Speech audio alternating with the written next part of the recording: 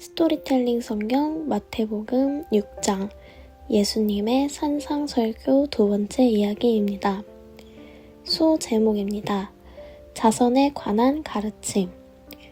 오늘날 갈릴리 호수 부근에 위치한 하티산이라 여겨지는 곳. 그곳 야트막한 산 중턱의 평편한 곳에서 베풀어진 예수님의 위대한 가르침. 이른바 산상수훈은 계속 이어집니다. 마태복음 5장부터 7장까지 길게 이어집니다. 이번에는 자선에 관한 가르침입니다. 여러분, 남들에게 보이려고 선행을 베풀어선 안 됩니다. 그렇게 하면 하늘에 계신 아버지께 아무런 상도 받을 수 없습니다. 가난한 사람에게 자선을 베풀 때는 위선자들처럼 하지 마십시오. 위선자들은 회당과 거리에서 나팔을 불면서 자신의 자선 행위를 크게 자랑합니다. 내가 진정으로 여러분에게 말합니다. 그런 사람들은 자기가 받을 상을 이미 다 받았습니다. 자선과 선행에는 하나님의 상급이 뒤따른다는 것을 알 수 있는데 하나님의 상급은 땅 위에서 보상받지 않은 자선이나 선행에 대해서만 이루어진다는 사실을 또한 알 수 있습니다. 따라서 자기 선행을 널리 자랑함으로써 자기 명성이나 영광을 위해 자선을 베푼 사람들은 자기가 받을 상을 이 땅에서 이미 다 받았다고 가르치십니다. 여기서 이미 받았다라는 말은 상거래를 할 때의 용어로 지불이 완료되어 영수증을 끄는 상태임을 가리키는 말입니다. 그래서 예수님은 이 땅에서 잠시 동안 받는 썩어질 상급 말고 하늘의 하나님께 받는 영원한 상급을 위해서는 어떻게 해야 할 것인지를 알려주십니다. 그러므로 타인에게 친절을 베풀고 선을 행할 때는 남의 눈에 띄지 않도록 하십시오. 심지어 오른손이 하는 일을 왼손조차도 모르게끔 하십시오. 그렇게 해서 자선 행위를 아무도 모르게 고이 숨겨 두십시오. 그리하면 남모르게 숨어서 모든 것을 지켜보고 계시는 여러분의 아버지, 곧 하늘 아버지께서 여러분에게 다 갚아주실 것입니다. 자선이나 선행을 할 때 하늘에 계신 하나님께 상급을 받는 비결. 그것은 아무도 모르게 은밀하게 행하는 것입니다. 심지어 자기 자신조차도 알지 못할 정도로 몰래 행하는 것입니다. 그렇다면 우리는 다른 사람들이 우리의 자선이나 선행을 절대로 알게 해서는 안 되는 것일까요? 만일 타인이 알게 되면 하늘의 상급은 사라지는 것일까요? 그것은 전적으로 우리의 마음속 동기에 달려 있습니다. 좋은 평판과 용예를 얻기 위해서나 칭찬을 듣고 상을 받기 위한 잘못된 동기로 자선을 베풀고 선행을 하는 것은 아무런 하늘 상급이 없습니다. 예수님은 우리의 선행이 다른 사람들에게 자신을 드러내기 위해서가 아니라 오직 우리의 선행을 통해 그들이 하나님께 영광을 돌리도록 하기 위하여 이루어져야 한다고 가르치십니다. 소제목입니다. 기도에 관한 가르침. 유대인들의 신앙생활에 있어서 반드시 지켜야 하는 세 가지 의무사항이 있습니다. 구제, 기도, 금식인데요. 이제 예수님은 구제, 자선에 이어 기도에 관해 가르치십니다. 여러분이 기도할 때는 경건한 척하는 위선자들처럼 하지 마십시오. 그들은 남들에게 보이고 싶어서 큰 길이나 회당에서 기도하기를 무척 좋아합니다. 내가 진정으로 여러분에게 말합니다. 그들은 이미 자기가 받을 상을 다 받았습니다. 유대인들은 때에 맞춰 하루 3차례의 기도 시간을 가졌습니다. 그런데 그 시간에 외출 중인 사람들은 다른 데에서도 그 기도 시간을 지켰습니다. 이러한 유대인들의 열성적인 기도 생활은 후대로 갈수록 형식주의로 치우쳤는데 그래서 예수님 당시의 바리새인들과 서기관들은 자신의 신실한 기도 생활을 남들에게 과시하려고 기도 시간에 맞춰 일부러 사람들이 많이 모이는 큰 길이나 회당으로 나가곤 했습니다. 예수님은 이를 지적하신 것이죠. 그러므로 여러분은 혼자 골방에 들어가서 문을 꼭 닫고 하늘의 아버지께 기도하십시오. 그리하면 숨어서 다 지켜보시는 여러분의 아버지께서 그 기도에 응답해 주실 것입니다. 또 기도할 때는 이방 사람들처럼 빈말을 계속해서 되풀이하지 마십시오. 그들은 자꾸 되풀이해야만 기도의 응답을 받은 줄로 잘못 생각하고 있습니다. 여러분은 그들을 본받지 마십시오. 여러분의 하늘 아버지께서는 여러분이 구하기 전에 여러분에게 무엇이 필요한지 이미 다 알고 계십니다. 올바르고 참된 기도의 두 가지 원칙이 나타나 있습니다. 하나는 다른 사람을 의식하지 않고 전적으로 하나님만을 상대하여 기도하는 것입니다. 이런 기도는 큰 길이나 회당이 아니라 대부분 골방에서 이루어지는 법이죠. 또 하나는 횡설수설하거나 중언부언하지 않고 기도의 내용을 분명하고 확실하게 아뢰는 것입니다. 그러니까 기도를 얼마나 오래 했는지 그 기도 시간의 길이가 중요한 게 아니고 얼마나 진심을 다해 마음속의 간구를 허심탄회하게 아뢰었는지 그 기도의 내용이 중요한 것입니다. 그러므로 여러분은 이렇게 기도하십시오. 이제 예수님은 올바르고 참된 기도의 본을 알려주십니다. 이는 주께서 친히 가르치신 기도로서 이른바 주기도문입니다. 믿는 자들에게 익숙하고 친숙한 이 주기도문을 다시금 찬찬히 살펴보도록 하겠습니다. 주기도문은 서언, 하나님께 관한 기도, 사람에 관한 기도, 결언의 네 부분으로 구성되어 있습니다. 먼저 서언은 하나님의 성호를 부름으로써 시작됩니다. 하늘에 계신 우리 아버지.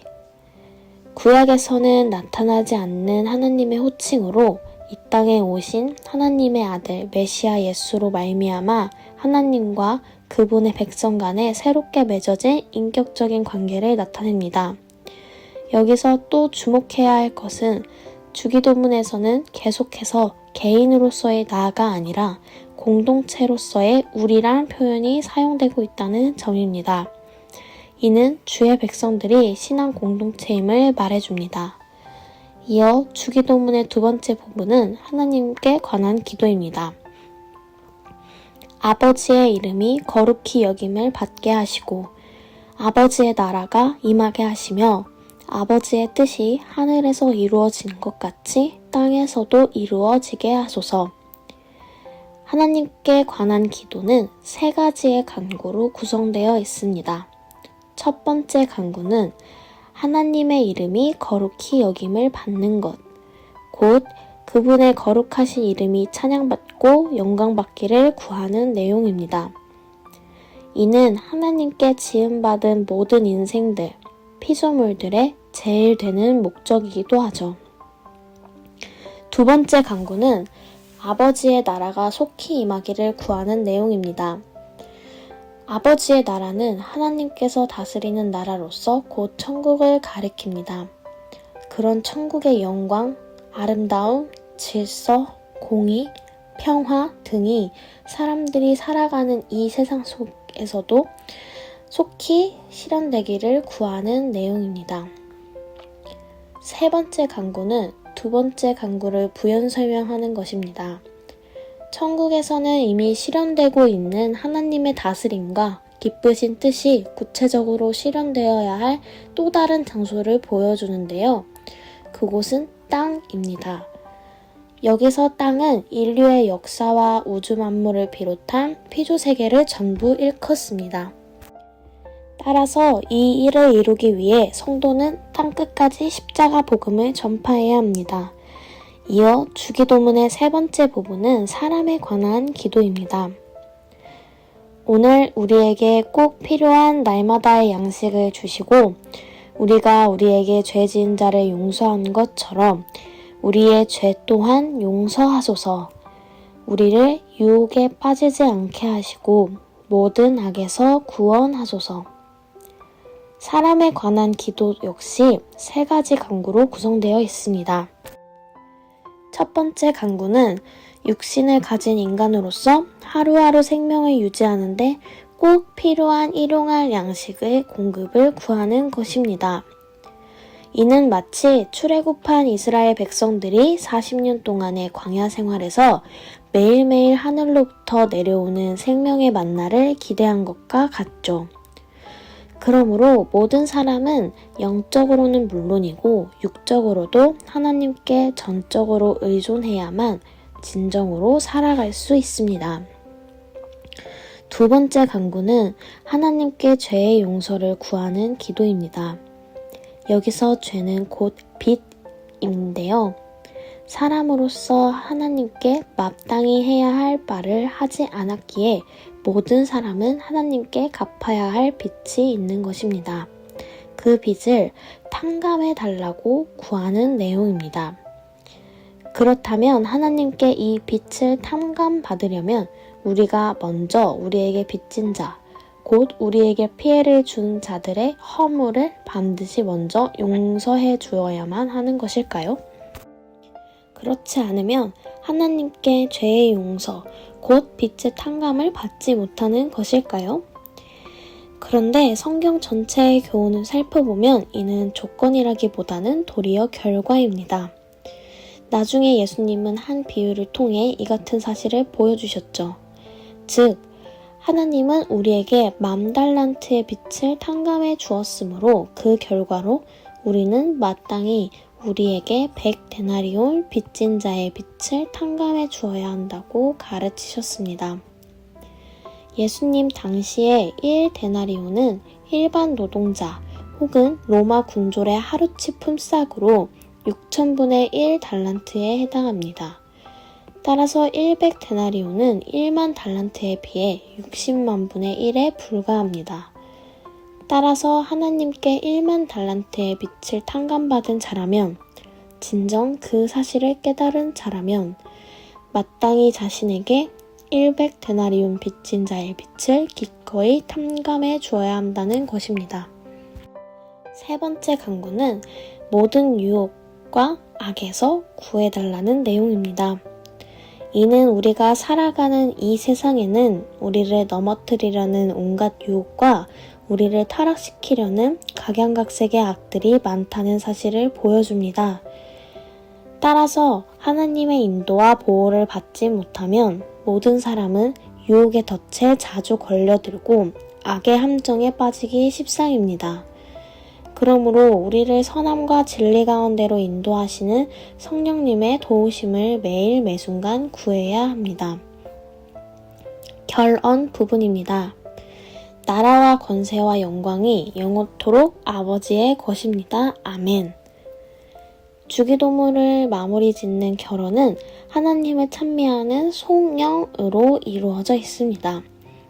여기서 나라는 하나님께서 왕으로 다스리시는 하나님의 나라를 가리키고, 권세는 그 나라를 통치하고 유지하며 자기 백성들에게 약속하신 선한 일들을 성취시킬 힘과 능력을 가리킵니다.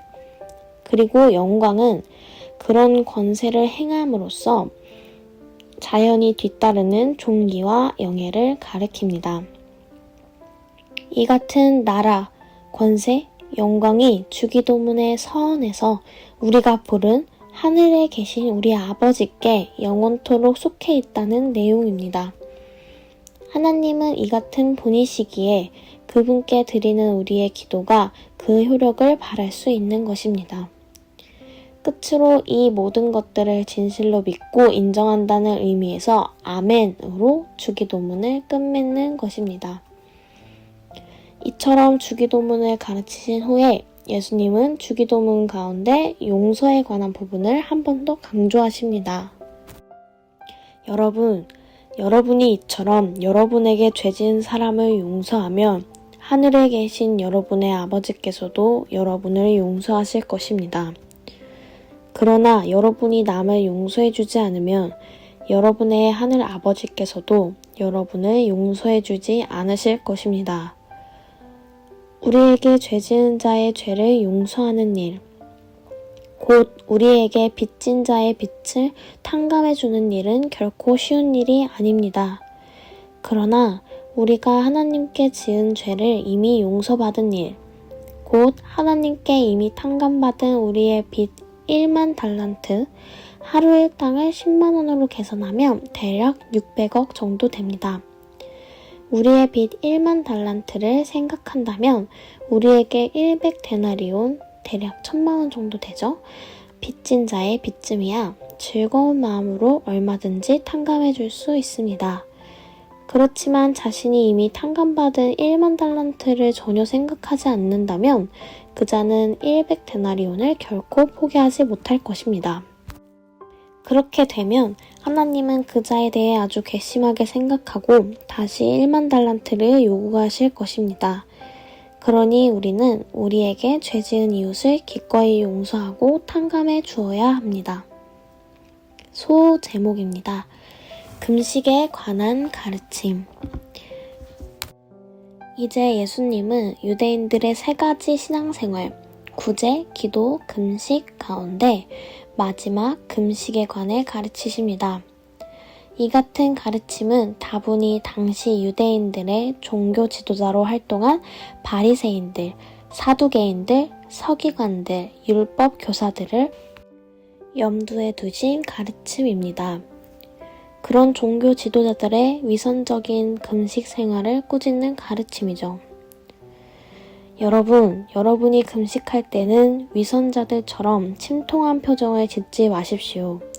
그런 사람들은 자신이 금식하고 있다는 것을 남에게 보이려고 일부러 슬픈 표정을 짓고 다닙니다.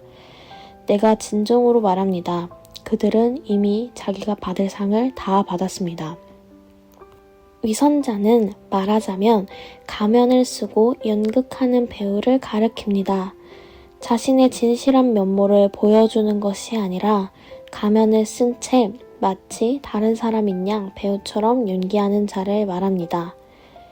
그런 자들은 자신의 연기에 속아 넘어가는 세상 사람들에게서 칭찬과 존경을 받겠지만, 즉 조만간 썩어질 세상 상급이야 받겠지만 사람의 심령을 훤히 들여다보시는 하나님을 절대로 속일 순 없습니다. 그래서 예수님은 위선자의 그릇된 금식이 아니라 하나님께 인정받는 진실한 금식에 대해 가르치십니다. 여러분이 금식할 때는 얼굴을 깨끗이 씻고 머리에 기름을 바르고 좋은 옷을 입으십시오. 그리하여 보이지 않는 데 계시는 여러분의 하늘 아버지 외에는 아무도 알지 못하게 하십시오. 그리하면 은밀한 가운데 모든 것을 보시는 하늘 아버지께서 여러분에게 다 갚아주실 것입니다. 구제는 자신의 왼손이 하는 것을 오른손조차도 모르게, 기도는 은밀한 골방에서 오직 하나님을 향해서만, 그리고 금식은 누구도 눈치채지 못하도록 마치 금식하지 않는 사람처럼 몸치장을 깨끗이 하고 단정하게 하라는 것입니다. 이 모든 가르침의 요점은 이것입니다. 구제, 기도, 금식 등 신앙생활을 할 때 사람을 의식해서 겉모습을 꾸며서는 안 되고 오직 하나님을 의식하여 속마음을 올바로 갖추어야 한다는 것입니다. 그러니까 외면이 아니라 내면, 위선이나 외식이 아니라 진실함과 참됨, 사람이 아니라 하나님인 것입니다. 소 제목입니다. 재물에 관한 가르침. 산들바람이 기분 좋게 불어오는 갈릴리 지역의 어느 야트막한 산 중터. 지금껏 들어보지 못한 예수님의 놀랍고도 획기적인 가르침에 사람들은 시간 가는 줄 모르고 흠뻑 빠져들고 있습니다. 예수님도 무리들의 그런 모습에 고무된 듯 피곤함을 잊은 채 열정적으로 복음을 전하십니다. 이번에는 재물에 관한 가르침입니다. 여러분은 땅 위에 재물을 쌓아두지 마십시오. 이 땅에서는 좀이 먹어 없어지거나 도둑을 맞기 쉽습니다.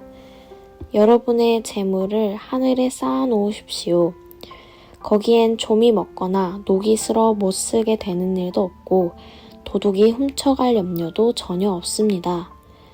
여러분의 재물이 있는 그곳에 여러분의 마음도 역시 있습니다.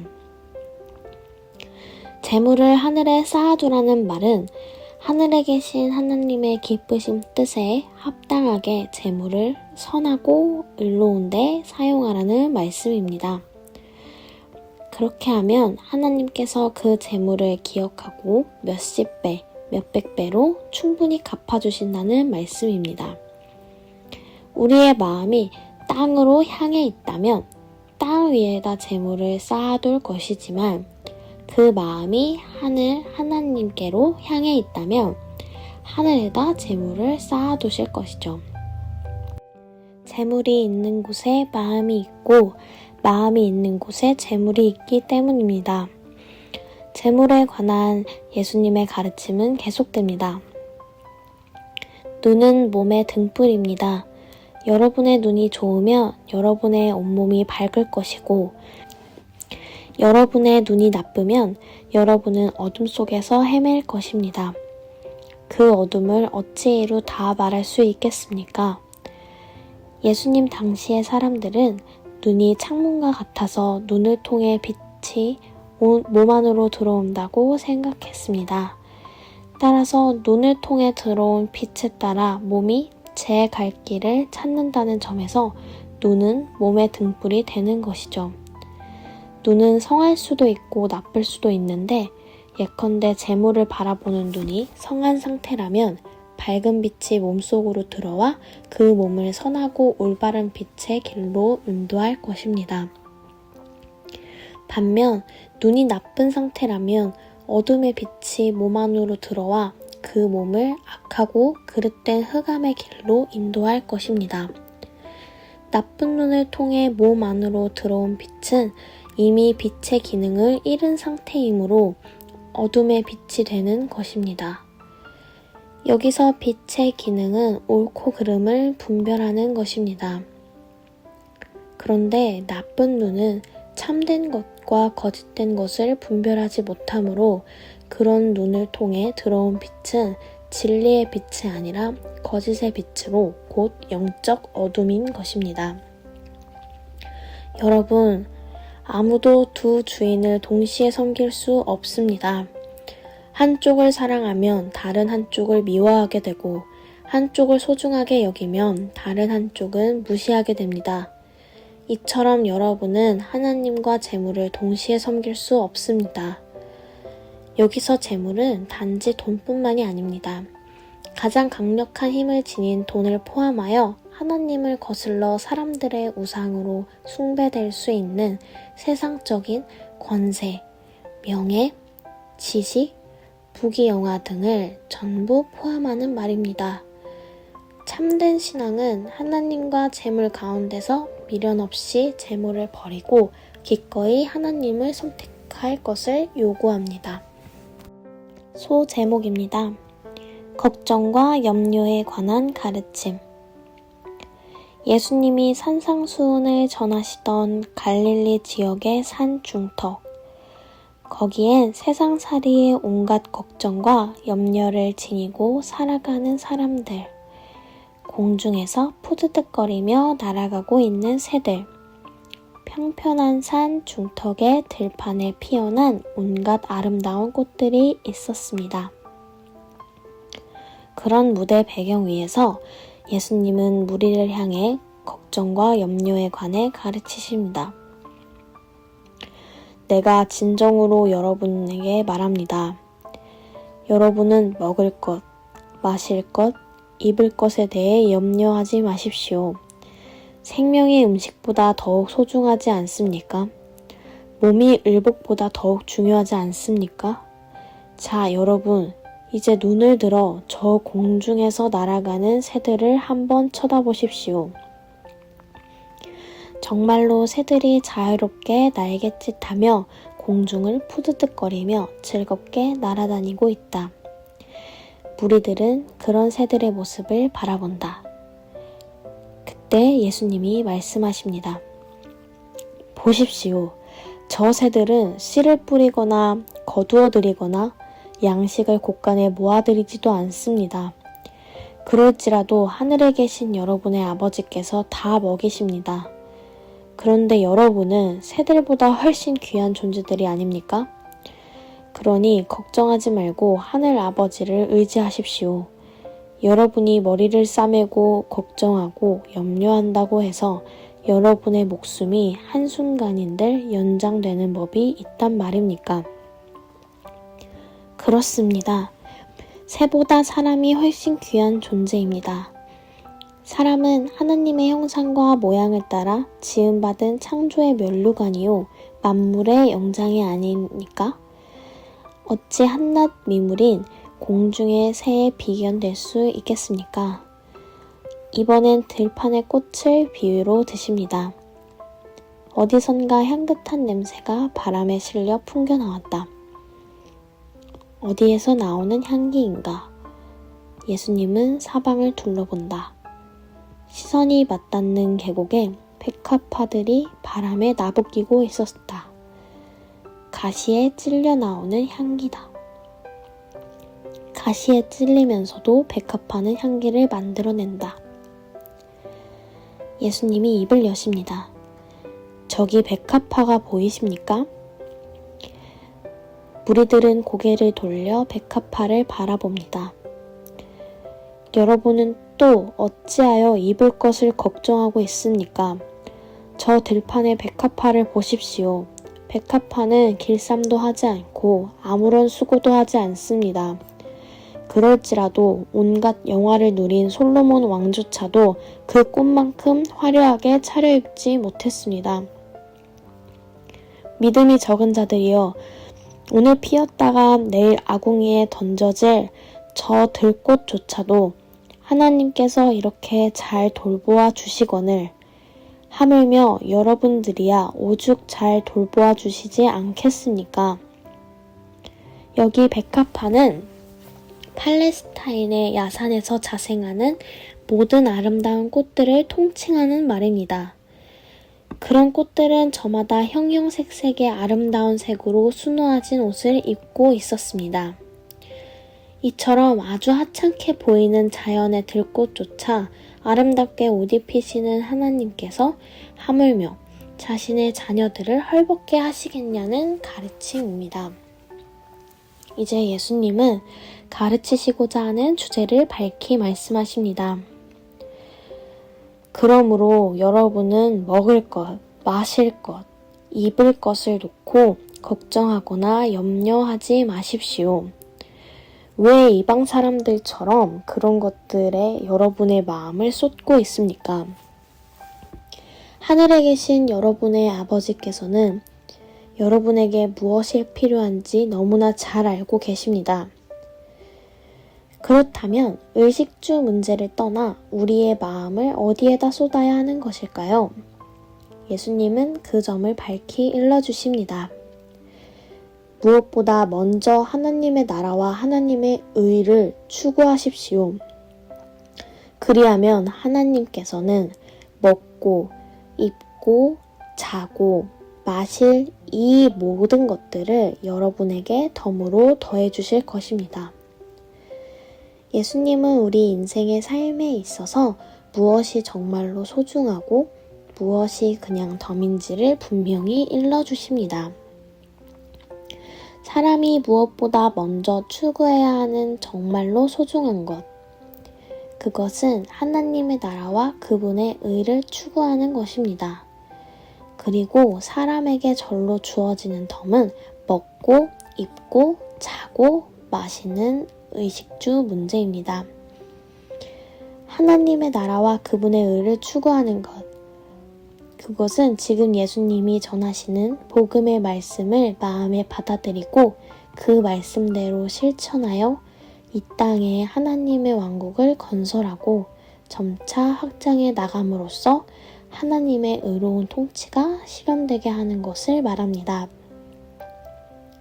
그것이야말로 하나님의 백성들이 이 땅 위에서 살아갈 때 그 무엇보다도 가장 먼저 추구해야 하는 최고, 최상의 가치인 것입니다. 그렇게 하면 먹고, 입고, 마시는 의식주 문제는 그냥 덤으로 따라오는 것입니다. 이것이 예수님의 가르침입니다. 이제 예수님은 다시금 의식주 문제로 인해 걱정하지 말고 세상살이로 인해 염려하지 말라고 강조하십니다. 그러므로 여러분은 내일 일을 오늘 걱정하지 마십시오. 내일 일은 내일에 맡겨둘 것이요. 오늘의 괴로움은 그날에 겪는 것만으로도 충분합니다. 내일 일은 언제든지 내일로 하여금 걱정하게 하라는 뜻입니다. 사람은 누구나 언제든지 오늘을 살아갈 뿐 결코 내일을 살아가지 못합니다. 우리가 내일 눈을 뜨면 그날은 내일이 아니라 오늘인 것이죠. 그러므로 내일의 걱정과 염려는 절대로 우리의 것이 될 수 없습니다. 따라서 예수님의 이 말씀을 한마디로 요약하자면 결코 걱정하지 말라는 것입니다. 말씀이 꿀맛 같았다. 들판의 무리들은 어깨가 한결 가벼워지는 것을 느낀다. 새들은 아직도 공중을 날아다니며 지저귀고 있습니다.